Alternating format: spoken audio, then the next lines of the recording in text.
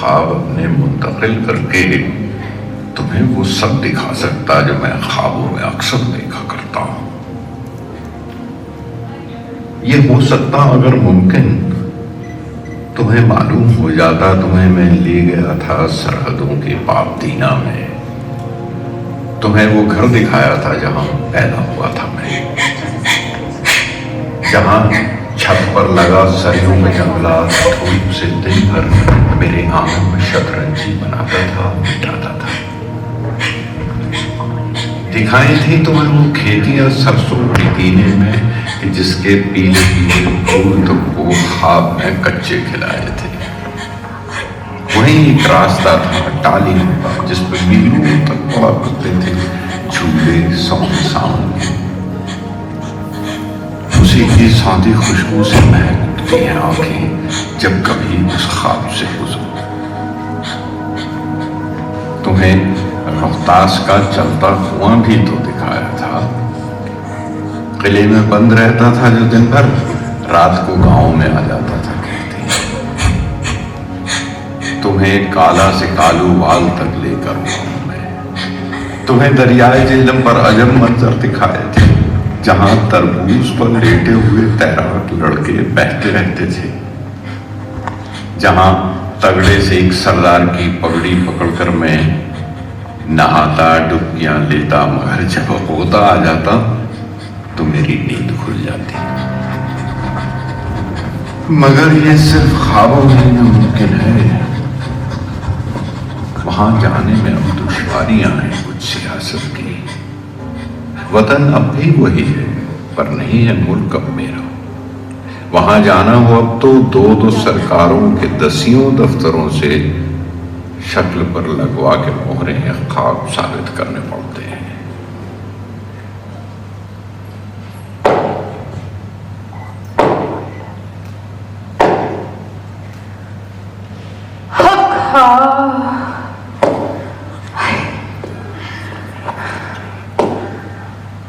प्रीत की तरह हर आम इंसान 1947 के दौर में भी सोचे चले जा रहा था कि इस मुल्क में हर कोई एक दूसरे की जान का प्यासा क्यों है, क्यों हम जो सदियों से साथ जीते चले आ रहे हैं हिंदू मुसलमान और सिख में बट गए हैं, क्यों?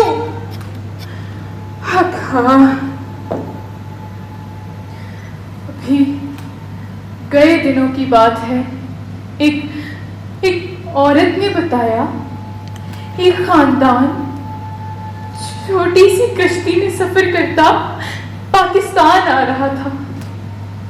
जाने कितने दिनों से भूख और प्यास उनकी हम सफर थी, उन्होंने कुछ ना खाया था। पिछले कई दिनों से हवा और पानी उनकी खराब थी। छोटी सी कश्ती में पूरा खानदान, एक औरत तो बच्चों को अपने सीने से लगाए बैठी थी। जहां लोग भूख प्यास से मर रहे थे उसका एक लखते जिगर जहाने पानी से कोच कर गया। लोगों ने कहा हम कहां इसका कफन दफन करते फिरेंगे, तुम इसे इसी दरिया में बहा दो।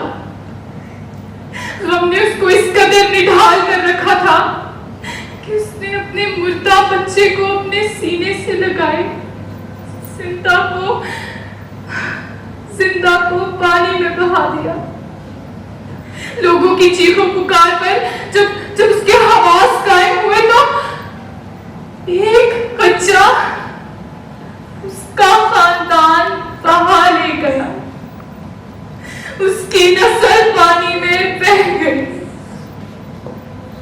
आप कलकत्ता जाएं, अमृतसर जाएं, रावलपिंडी जाएं या लाहौर जाएं, हर तरफ आग का दरिया या खून की फिजा में खौफ और दहशत का साया।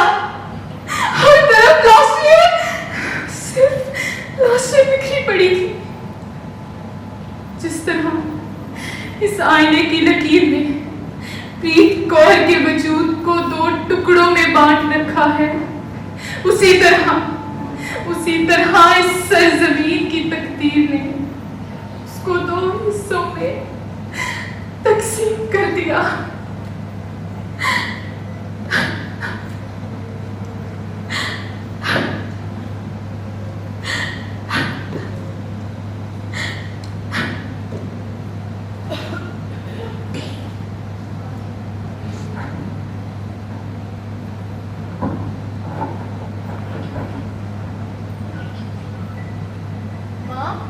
माँ, कहाँ खो गई हो?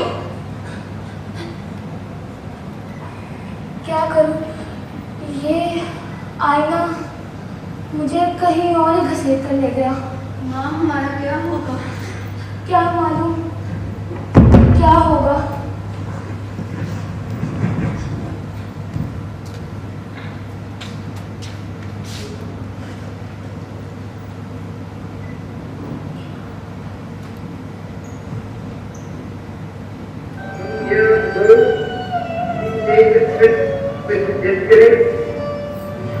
And now, the time comes when we shall deliver ourselves from bondage forever.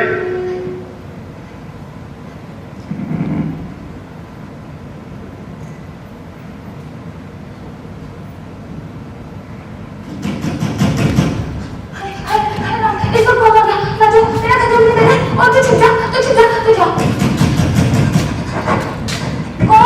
कौन है? मैं हूँ। मैं कौन? अरे मैं हूँ रजिया कमलिए। हाय राम। लाजो, धीरे, तू बाहर आ जा। खैर है।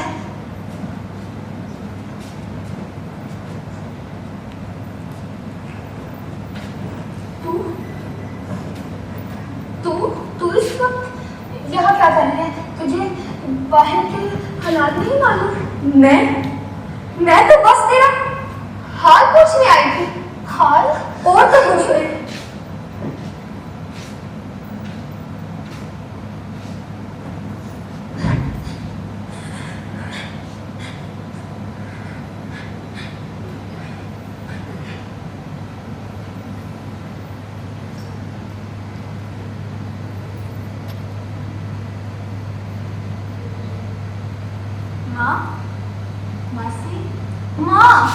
मासी, तुम दोनों फिर सोचो कि गुम हो गई। अरे नहीं, ऐसी कोई बात नहीं। हम तो बस स्कूल की पुरानी तस्वीरें देख के यादों में खो गए थे, और तो कुछ नहीं। क्यों प्रीति? हाँ, यही बात है। तुम परेशान ना हो, तू जाके खेल, तू जा। लाजो के सामने इतना परेशान ना हुआ कर। रब सोना खैर करेगा प्रीति। कैसे खौफ ना करूं, कैसे परेशान ना हूं। मुझे नहीं लगता ये खौफ हमारे दिलों से अब कभी निकल पाएगा। मेरी तो भगवान से प्रार्थना है कि हम खैर से दिल्ली पहुंच जाए। वजीराबाद के हालात बहुत होनाक है। मेरा तो लाजो का सोच कर दिल घबराया जाता है। तू रोना बंद कर, तू परेशान ना हो। तू इधर आ, तू इधर बैठ। तू चुप कर। रब सोना खैर करेगा। मैंने अहमद के अब्बा से बात की है। आज रात जब बाहर सुकून होगा वो आएगा और तुम लोग को रेलगाड़ी पे बिठा देगा। तुम लोग सुकून करो, सब्र करो, अल्लाह खैर करेगा। या अल्लाह, हम पर अपना रहम फरमा है मौला। ऐ मेरे मौला, हम पर अपना रहम फरमा। तू परेशान ना हो, धीरज रख, सब ठीक होगा। हाय राम, न जाने हम पहुंच भी पाएंगे या नहीं। तू रोना बंद कर प्रीति, तू रोना बंद कर। कभी कभी मैं सोचती हूँ ये सब उन गोरे काफिरों का कसूर है। काश हम पहले की तरह हंसी खुशी रहते, बहन भाइयों की तरह, बगैर किसी मजहब और जात के झगड़े के। मुझे तो बस अब लाजो की फिक्र खाई जा रही है। पता नहीं मैं इसे उन परिंदों से कैसे बचा पाऊंगी। लाजो, तू परेशान ना हो प्रीति, तू परेशान ना हो। रब सोना सब खैर करेगा, तू परेशान ना हो।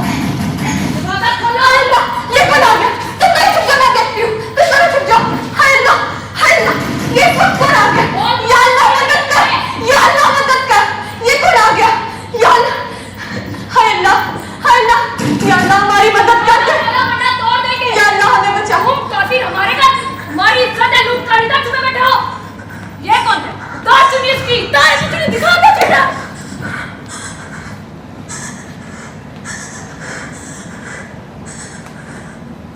रजत तू पकड़ा सुनिए इसकी। उठ। तू यहाँ क्या कर रहा है? बता क्या कर रही है यहाँ? मुझे तो पहले ही पता था कि तू इन काफिरों से मिली हुई है। बता किधर है तेरी सहेली? किस तरह की मुसलमान है तू? मुनाफिक है तू, मुनाफिक। अरे नहीं नहीं मेरा तो अपना ही काफिरों को देख के खून खोलता है। मेरी तो न जाने कितनी माँ बहने उस रेलगाड़ी में खून से लथपथ थी। मैंने सोचा कुछ तो अपना भी गुबार निकालूं, लेकिन वो काफिर तो यहाँ से भाग गई। मतलब किधर भाग गई? पता नहीं भाई, उस काफिर ने हमारे काफिले को लूटा था। अब मैं उस काफिर के घर को लूटूंगी। मैं अपना हिसाब खुद लूंगी। भाई तू जा यहाँ से, मुझे तेरी जरूरत नहीं। तू जा, मैं अपना बदला खुद लूंगी। मेरा अल्लाह मेरे साथ है। तू जा यहाँ से भाई, तू जा। तू कह रही है तो मैं तुझ पर एतबार कर रहा हूँ। चल यार हम चल। सोच रहे भाई, माता या बकवास बंद कर। बहन है वो मेरी। चल इधर से।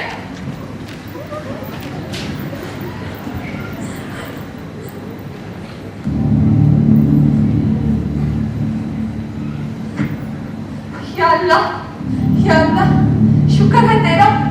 ऐ मेरे मौला, ऐ मेरे मालिक, हम पर अपना रहम फरमा। या अल्लाह हम पर अपना रहम फरमा। इन दरिंदों से निजात अता फरमा हमें। ऐ अल्लाह हमारी इज्जत की हिफाजत फरमा।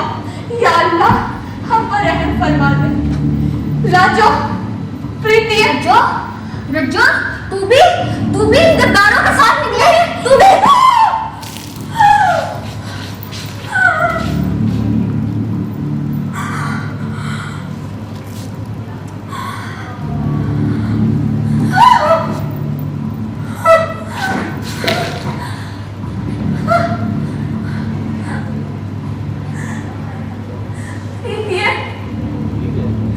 तूने तो इन काफिरों के रास्ते पर चलकर वाकई एक लकीर खींच दी। प्रीति, मैं गद्दार नहीं। मैं गद्दार नहीं। मेरे कोई गद्दार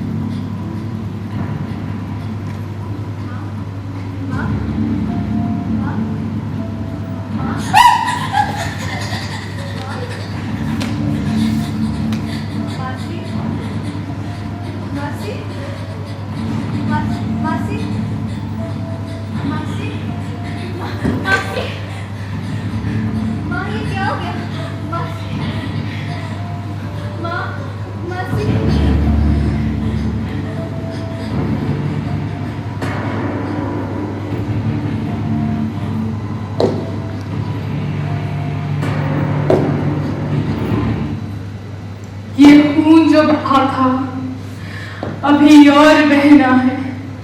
ये पीड़ जो सही थी अभी और सहनी है। अरे किस्सा मर्ग सुनाना तो बहुत आसान है, पर सहना और बार बार सहना बड़ा कठिन। मेहनत से बनाई, मुशक्कत से कमाई, सुई जितनी चीज भी गुम हो जाए ना तो भूलती नहीं। मेरा तो सब कुछ छूट गया। हिंदुस्तान आजाद हो गया, पाकिस्तान आर्मी वजूद में आते आजाद हो गया, मगर इंसान दोनों ममलिकतों में गुलाम था। तासुब का गुलाम,